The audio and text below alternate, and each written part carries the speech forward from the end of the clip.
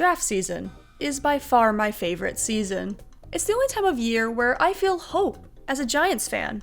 That feeling is usually gone by preseason. Now, I am very clearly not an NFL scout, but I've been watching film of college players for many years.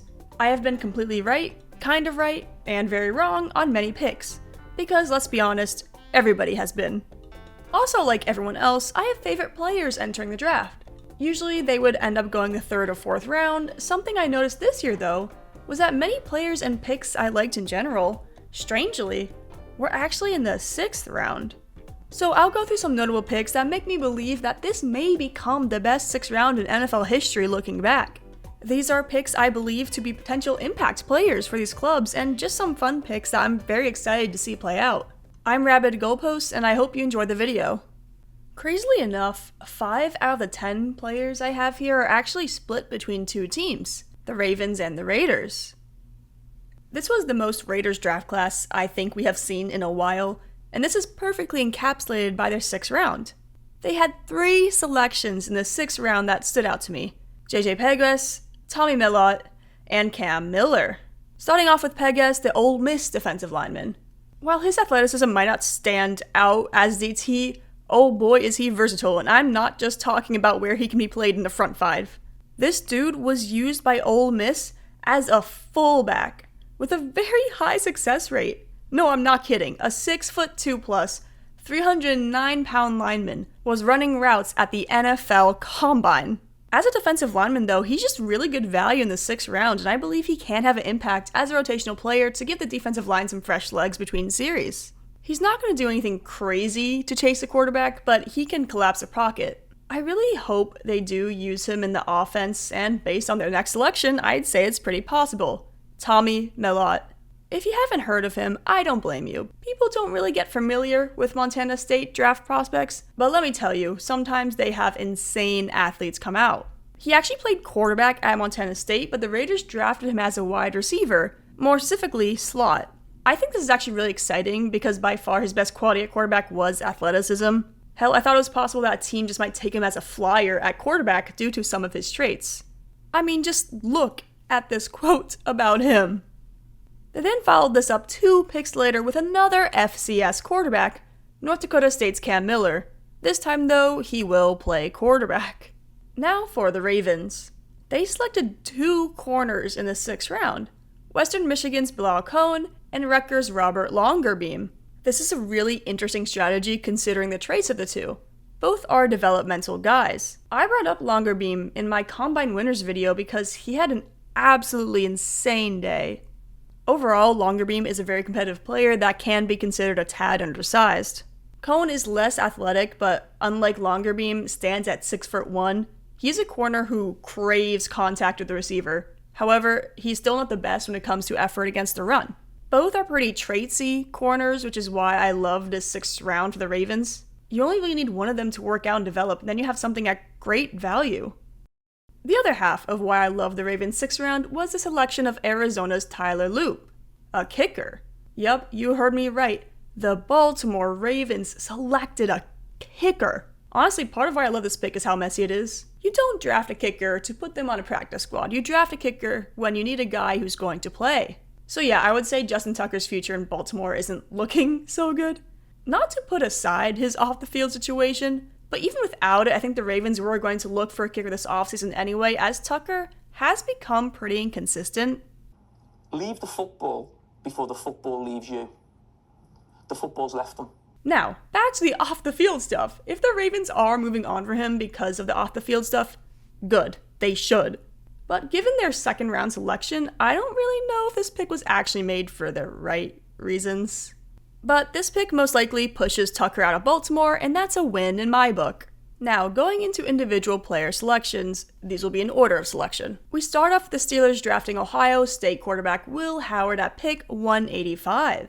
I think I was higher than Howard throughout the draft process than consensus, but I think most agree that he is really good value at the 6th round. Yes, he didn't have the best showing at the Combine, but I'll be honest, I don't really put that much stock into how a quarterback throws on an empty field.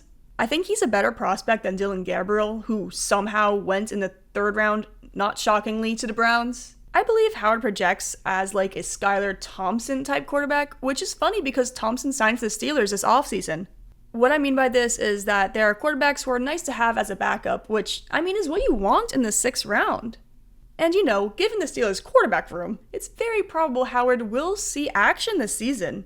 Also, just overall, I love this fit with the Steelers. He feels like a very Mike Tomlin type quarterback, if that makes any sense at all. Next, I have Penn State safety Jalen Reed to the Texans, another player in my NFL Combine Standouts video. I cannot believe he fell to the 6th round. Off the bat, this is just great value. He will without a doubt make this roster and have a potential role in situations where you want a strong tackler in the box. I truly believe he can develop into a starter, and that's hard to find always in the 6th round. It's also worth mentioning that he can be a really impactful special teamer. Reed is a very aggressive player who has the speed to make up for mistakes. He is obviously more of a strong safety, but if I was the Texans, I'd be comfortable having him in the free safety spot of Chauncey Gardner-Johnson if he doesn't work out, or move Bullock there if Reed beats out Gardner-Johnson. Now, back to the offensive side, I have Texas Tech running back Tahj Brooks going to the Bengals. Brooks isn't a guy that's going to wow you when you put on the tape, but his production doesn't lie. The school's all-time leading rusher crossed the 1,500 yards rushing mark in both of his final 2 seasons for the Red Raiders and put up 17 rushing touchdowns this year. I also believe that he has quite a bit of potential in the receiving game. I mean, in this past year, he averaged 7.1 yards per reception, which is pretty good for a running back. At the Combine, I believe he had one of the better on-field performances for the running back group, even better than Omarion Hampton, in my opinion. Chase Brown, of course, had a great year as the number 1 carrier for the Bengals, but Zach Moss didn't really stand out as a change of pace alternative, which was surprising as I like Zach Moss and had higher expectations for him. If I was Zach Taylor, I'd be comfortable giving Brooks 10 plus carries a game. His most elite trait? Pass blocking. If that offensive line won't protect Burrow, Brooks definitely will. The last 2 are defensive players. Ahmed Asanan is going to be a solid role player in the NFL. He's not the most athletic defensive end, but he makes up for it in his work rate.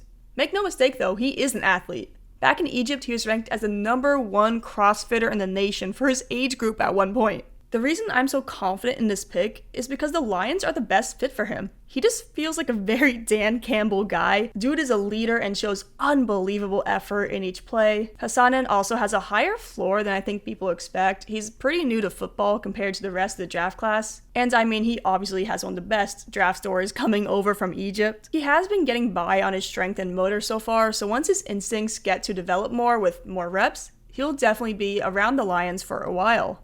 Finally, I have Washington taking UCLA linebacker Kane Medrano. People have to remember that the 6th round is really where you want to take guys who will make an impact on special teams, or you take a flyer on an athletic player that could develop into something more. Medrano checks both these boxes. Off the bat, Medrano was projected as a 5th round pick, so the 6th round is obviously pretty good value. He was one of the standouts at the Combine for his athletic testing. A 4.4 640 as a linebacker will always open NFL scouts' eyes.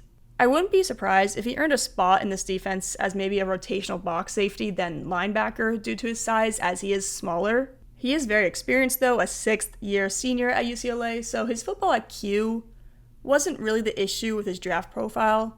It was more struggling to see where he would fit in an NFL defense. It would be shocking if he didn't make this roster based on his potential on special teams alone. I like the fit with Washington as well, as they could look to him as an option for covering opposing tight ends in some sets. I don't think I have ever seen a draft where many underlooked prospects I really liked were selected in the 6th round alone. 6th rounders are usually expected to make the team's 53-man roster, unlike many 7th round picks, but the question always arises of how much playing time they'll actually see, do they end up making an impact, and of course, how many seasons will they stay as an active roster player? Every player I mentioned will have an impact on their team, if not their rookie year, then maybe the 2nd year in the league. And that's all you really want in the 6th round, but usually don't get. Of course, Tom Brady was a 6th round pick, so you can just say that that was the most important 6th round pick ever in shaping the NFL. But I believe this will be one of the most memorable 6th rounds in NFL recent history in terms of the number of high value players. There are so many potential storylines here and players I didn't even mention. It's not just the selections that stood out. It's the potential storylines we got from this year's 6th round, which is usually pretty quiet. Thank you so much for watching. Do you agree with my assessment, or are there any players I missed? Also, be sure to leave requests for NFL draft related videos, as I'm always searching for new content.